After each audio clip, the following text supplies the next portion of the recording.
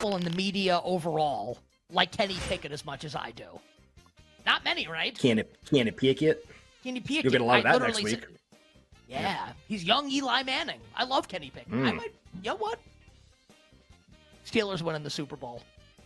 But how about this? Have you, a lot of the content takes are starting to be fired off, not just by gambling people, but by NFL people, because we're starting to get toward training camp starting and everything. Rookies reported yesterday, right, to a bunch of camps.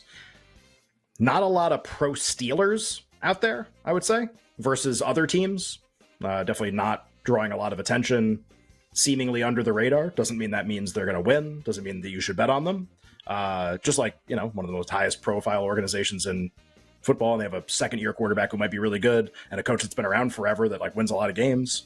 So it's kind of interesting that like people are talking themselves more into other, more people are talking themselves into the Broncos probably than the Steelers, and the Steelers are a lot more consistency and maybe, two both big name head coaches, but definitely quarterback. Pickett's upside probably a little better than Russell Wilson. The full projection analysis, they have no blowouts on their schedule. So, man, if Tomlin's like a really good coach and Kenny Pickett's a really good close game quarterback, like in the fourth quarter of all these close games, man, it seems like they're going to play a lot of one possession games. That's kind of interesting. So 0 blowout wins, 0 blowout losses, 7 likely wins, 4 likely losses, and 6 toss-ups. With a win total of 8.5 in the market, we project 8.9 wins for the Steelers.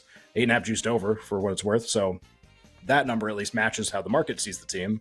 And then every game in the second form of analysis, which is just you get the blowout wins and losses as wins and losses, and everything else you get half of. So the idea behind that is everything under a 7-point spread is a toss-up because we don't know who's good or bad. So you just get half of everything. They get half of their whole schedule, which is 17 games, which is 8.5, which is what the number is in the market too. So at least like point spread projection wise, we kind of see the same thing.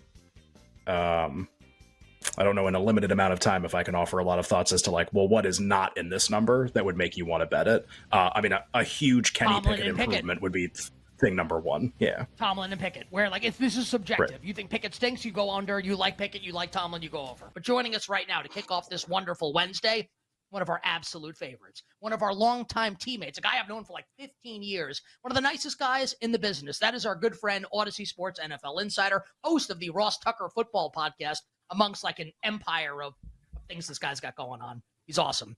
Our friend Ross Tucker. DeAndre Hopkins Titans was one of the ones a few days ago that obviously got a lot of buzz. I always think it's really tough, especially like for somebody like me that doesn't evaluate players or know where they are in their careers necessarily. It's a big name, but like, does that mean a big performance? Does that mean a huge upgrade for a team like Tennessee? What did you make of that signing, Hopkins to Tennessee? Their win total only 7.5, so not projected to be very good this year. What about Hopkins? Well, I'll tell you what, Ken, what jumped out to me about it is it makes me like the Titans over a decent amount more. And I'll tell you why.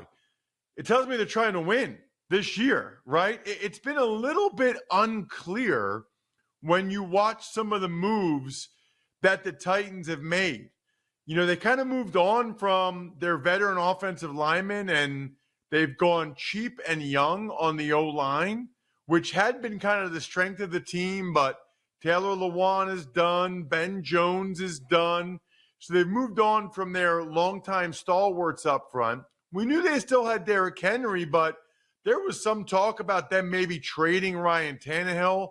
They did take Will Levis high in round 2. So that would lead you to think, okay, they're kind of already looking down the line. This year is not a year that they're really looking to do much.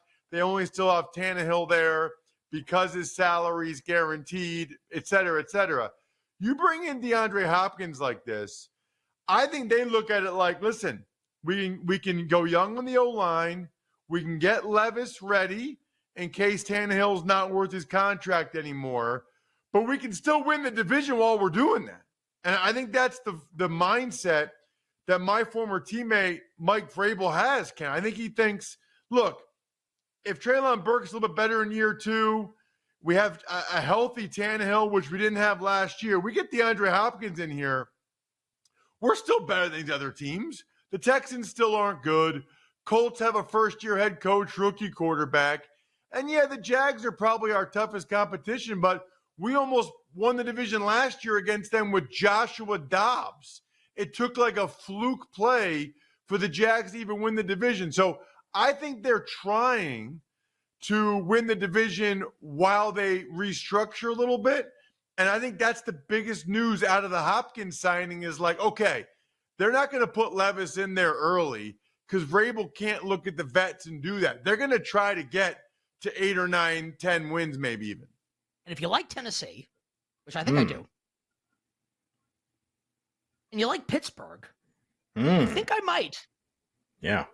I think when you're back from vacation, Ken, and we do our we're a ways away from doing this, but our season predictions, I might have a little bit of a wacky AFC. I think my AFC might be a little wacky this year. We'll see. Okay.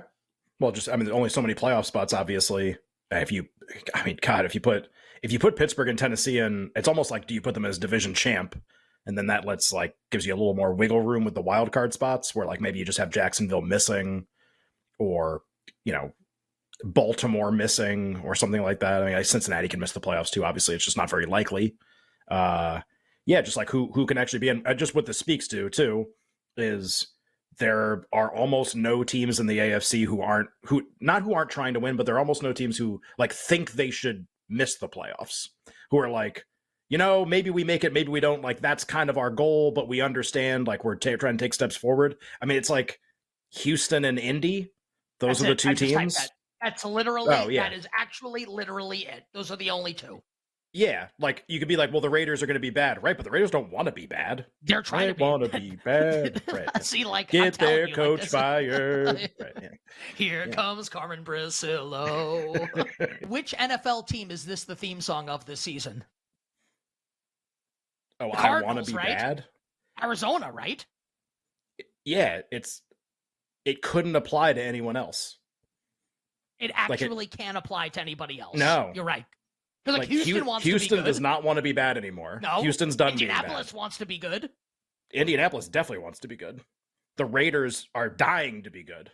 Arizona. Washington wants to be good. Washington wants to be good. The NFC North wants to be good. Chicago wants to be good. Well, we don't know if the Rams want to be good. I think the Rams want to be good. Rams want to be bad. I think what we stumbled into is that there's only one NFL team that wants to be bad. Yeah. Kyler, what you want? What you want? Yes. Tell them that Call of Duty update. Come and give it to me. So when we do the Arizona Cardinals now for P squared, B squared every week, part of that song has to get sung every single time. That's the Arizona Cardinals. Colt McCoy make you feel so good. He's got things on his mind. Gannon, what you want? He should be the villain of the result of the game. They're really Jonathan bad, Gannon. If they're really bad, should we call him Calamity Gannon? Yes. Calamity Gannon. Yes. Jonathan's some sort of video game version of Chris Berman. Jonathan Calamity Gannon.